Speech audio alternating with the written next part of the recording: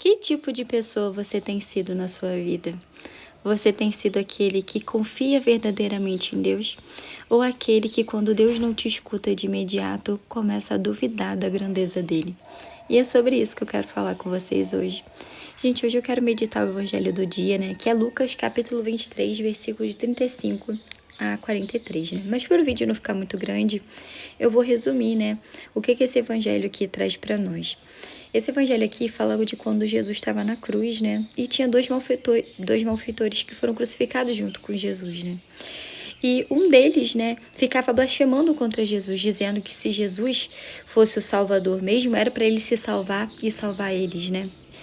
Já o outro, né, ele reconhecendo ali a grandeza de Deus, ele disse para o outro malfeitor: nem sequer temes a Deus, tu que sofres do mesmo suplício.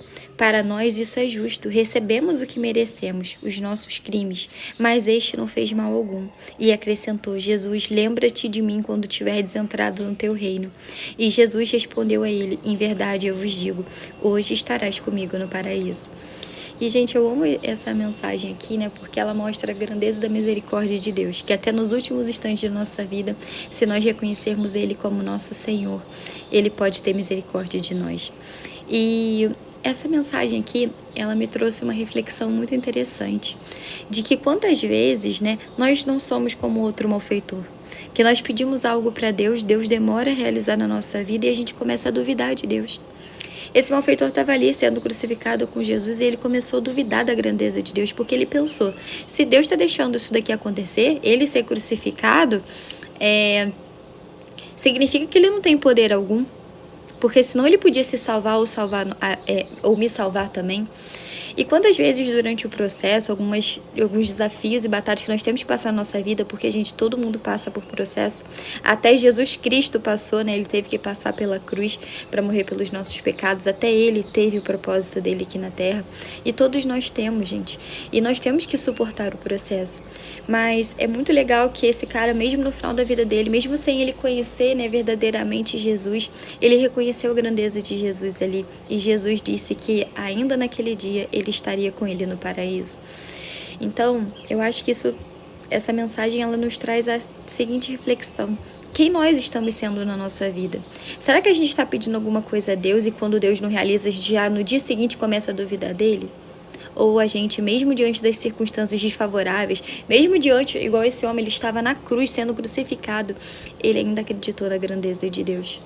E nós temos que ser assim.